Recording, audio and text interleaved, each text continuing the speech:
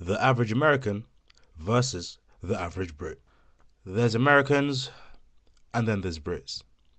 They are both very well-known nationalities, but slightly less known personalities. So let's look into what the average American is like versus the average Brit. In this video, I'm going to be comparing Americans and Brits based on a few things. They are outlined as follows: stereotypes, realities, food, sport, and culture. First up, we have stereotypes.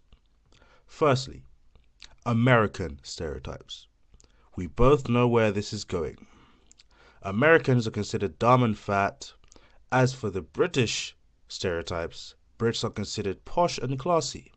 And already the Brits are in the lead with a score of 1-0. Okay, now we move on to some realities.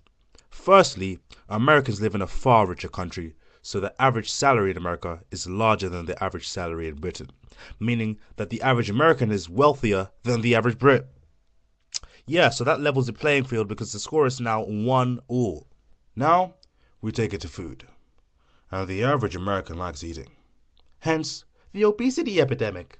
So they go to places like Chuck E. Cheese, Taco Bell, Chick-fil-A. However, these places are but mythical lands in Britain. Because in Britain, Brits are more likely to treat themselves to a shaky 9,000 with the lights, or have a nice bit of bangers and mash out the local pub, or tuck it in some fish and chips over at the chippy.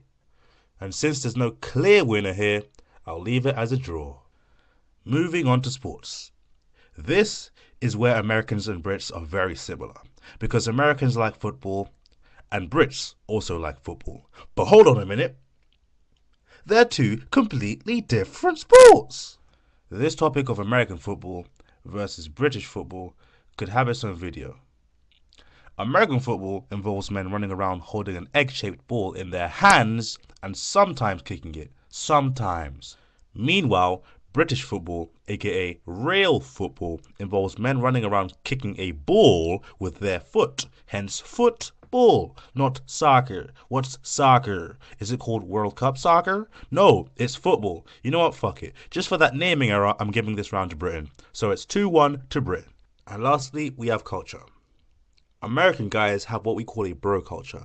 This is a tight-knit group of male friends that do borderline homosexual stuff to each other, including but not limited to getting each other very drunk and stripping their friend's clothes off such that their friend is fully naked. This often involves further activities such as proceeding to interact with their friend's bare anus by inserting things into it, and then taking pictures of it to post on social media for shits and gigs.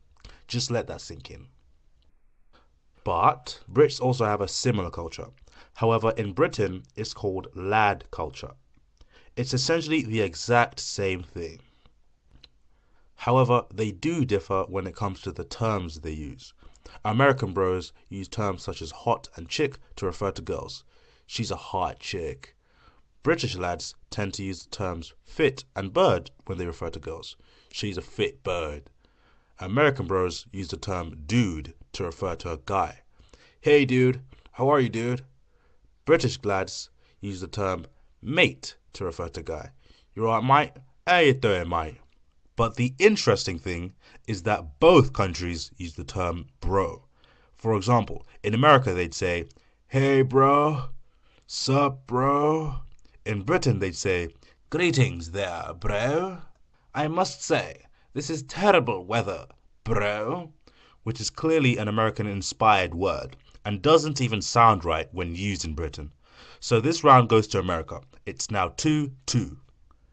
Now we are at the end, but it's a draw of 2-2 because overall they are very similar in certain aspects, but they are also very different in others. So it may be quite hard to decide who's actually better.